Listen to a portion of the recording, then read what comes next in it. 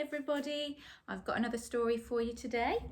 Now this book is another one that's been in our house for a long time. It's called Martian Rock, and it's a brilliant story if you like space and planets and things like that. It's a great story even if you don't like space and planets.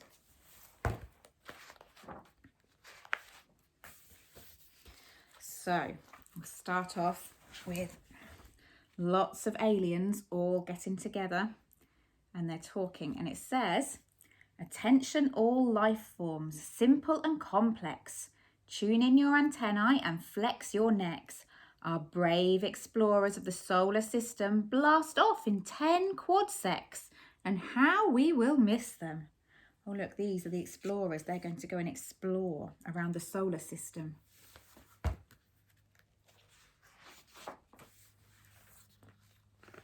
Here's the aliens blasting off, and it says, "Long had they wondered on the red planet Mars if life could exist somewhere else in the stars. Now the moment had come, the great engines roared, and off into space the voyagers soared." So they're all living on the planet Mars, and they wonder whether there's any life forms on any of the other planets. So they're going to go and do some exploring. There's a sign that says Orb 9 this way, so maybe that's where they're going to be going first. Their first destination was Orb number 9, the outermost planet, so the trip took some time. It was dreary and dark and mostly all granite. They radioed home, "No life on this planet."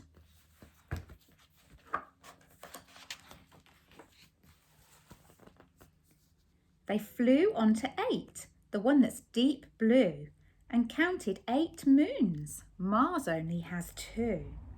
Winds howled and whistled in storms of blue snow.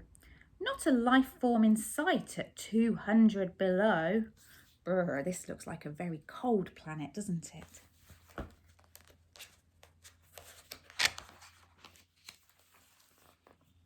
More moons circled 7. They counted 15, and it rolled on its side and glowed sickly green. It was slushy and smelly with no living things. So they went on to 6 with the bright yellow rings.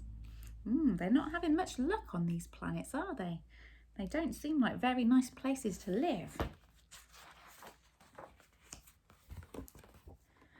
Those rings were just junk, and the planet all gas. There was no place to land, so they flew straight on past. Orb 5 was red-orange, magnetic, immense, and covered with clouds that were swirling and dense. Amid thunder and lightning, they decided to beat it. If anything lives here, we don't want to meet it. They rode faster and faster into the sun and didn't slow down until orb number 1. Orb number 1 was hotter than blazes, so they set off for 2, which was covered in hazes. But orb 2 was worse, with acid rain pelting. They knew they should leave when the ship started melting.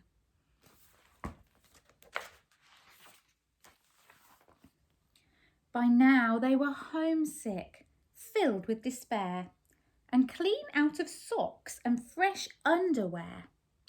"There's nobody out here. We're all alone.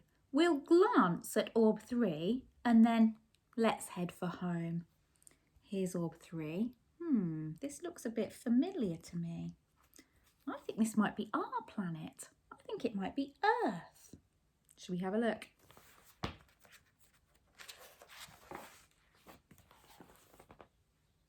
They buzzed the South Pole, saw nothing but snow. "It's cold and it's empty," they sighed. "Let's just go." But as the crew flagged, the captain declared, "Hey, wait a quad sec. There's something there. Look, there's a life form on this planet. Let's see what it is. They looked out of the ship and saw he was right. An alien life form strolled slowly in sight. It came close, very close, with a waddling walk, and greeted the crew with a nod and a squawk. Look, it's a little penguin. But because they're from another planet, they think this is an alien to them.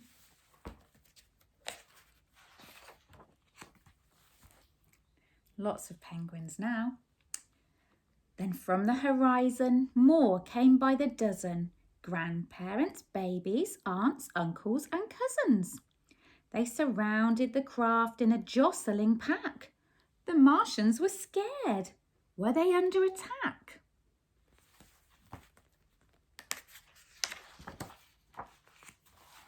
But the life forms were friendly and quite unafraid.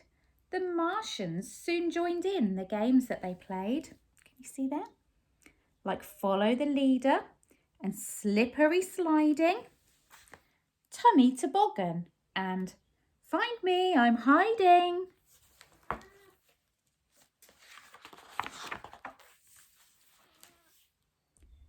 They showed off their diving, invited them in. The Martians said no, because Martians can't swim. The Martians phoned home.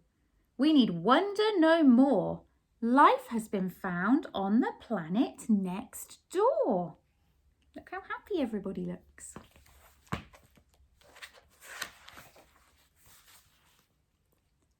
Their mission accomplished, the crew had to go. We'll miss you, they said to their friends in the snow. But keep on evolving. Someday you might fly. Then you visit us. Our orb is close by.